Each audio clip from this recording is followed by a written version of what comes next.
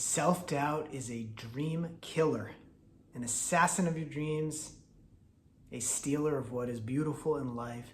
It takes your potential that is infinite, boundless, connected intimately to your purpose, and shoves it into this little box that says, you sit over here and you stay.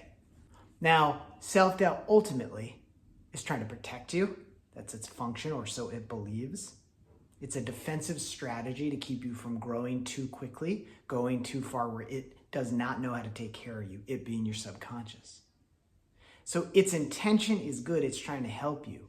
But all it ultimately does is stop you from being, doing, or having what it is you want, from fulfilling your mission. It gets you to pump the brakes so you don't expand, so you don't grow. And self-doubt, it's easy, I think, to hear that phrase and go, yeah, I've worked through that. But we don't realize that stuff sticks with us always. There is always a voice in our head that's going to go, can I do that? Am I allowed to do that? What's going to happen when I do that? What if I fail, etc. I remember when I first moved to LA years ago, I was working with a really well-known director-producer. And I remember, I'll never forget this. He said, every time I finish a movie, I'm afraid that's the last one I'll ever get to make. I'm afraid that's the last time I'll ever get called. So this guy who's uber successful, even he has self-doubt come up. Am I good enough? Will I be allowed to do this? What's going to happen? I used to think you reach a certain level of success and that stuff stops. It doesn't. In fact, sometimes it gets amplified. The higher we go, the more we seem to have to lose. So I'm going to keep this video short and sweet. I just wanted to hit the bullseye, be actionable, and help you change your results really quick. So self-doubt is a wily, sneaky function of your subconscious. Your subconscious wants to keep you where you are. Its job, as it understands it, is to keep you safe.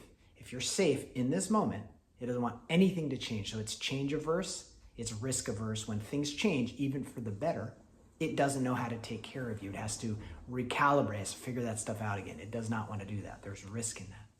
So one of the things it does is to get you to think in such a way that you don't make these quantum leaps, that you don't blast into the stratosphere and go somewhere new. All of us have the capacity to make radical change right now, to completely transform our lives, our businesses, our relationships. But that self-doubt, amongst a couple of other tools the subconscious uses, gets us to question ourselves to such a degree that we won't move forward and we won't make those quantum leaps. And again, if we stay put, the subconscious is like, cool, check, did it, finished my job, he or she or they're safe, we're good. So that's its function, that's why it exists. And it just feeds you lies.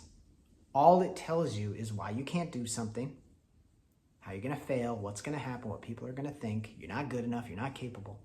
But here's the secret, okay? Underlying all that, it just swipes all that bullshit off the table. You wouldn't have the desire for whatever you have the desire for. You wouldn't have the desire if you weren't capable, or if you weren't capable of becoming capable. Meaning, you might need a skill set, a new skill set, to actualize this dream. But if you have the desire, it means you're capable of building that skill set. Most of the time, it means you're already capable right now of at least taking the next step or the next few big steps. So self-doubt is a liar. It's operating on an assumption that can't be true. The second you're aware of the desire to be, do, or have something new, not only are the ways and the means here, but you're capable of doing it.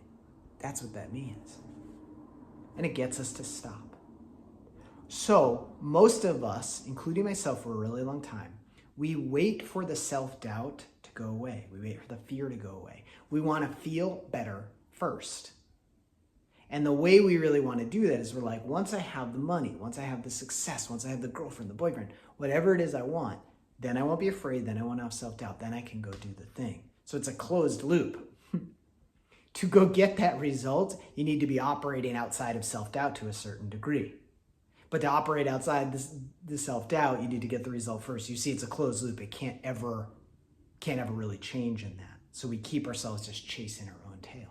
So the idea here is you don't have to wait for self-doubt to go away. If you do, you're going to be waiting a long ass time. The idea is you have to create enough of a gap in your belief system. You have to suspend disbelief enough to take a new action, to get a new result. And when you get that new result, then you can look at it, you can observe it and go, oh my God, look at what I did. I am capable. I am enough. I do know what I'm doing. And when you observe that stuff and take it in, what does it do? It starts to change your self-doubt. So we have the math backwards usually. We want the self-doubt to go away, and then we'll do the thing. We do the thing, and then the self-doubt goes away. So a very quick way to create that suspension of disbelief, a very, very quick way, is to remind yourself, I have the desire to do that because I am capable and I'm intended to go do that. I wouldn't have the desire if not. God, Spirit, Source does not give me a desire that I'm not capable of fulfilling. So if you can suspend disbelief enough to just go, okay, I notice I have fear, I notice I have doubt, and I must be capable, or I wouldn't be called to do this thing. Just that alone can get you to go take the next step. And the next step and the next step. You might have to reaffirm that truth 100 times a day.